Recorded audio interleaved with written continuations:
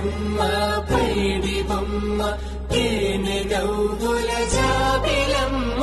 లేని సాకులు చెప్పకమ్మ పట్టువోణి కట్టవమ్మ నాన్నయదపై నిన్నటిదాకా అల్లరి ఆటలు ఆడినా చిన్నారి తల్లి లేత భుజములు నేడు చీరలు మోయునా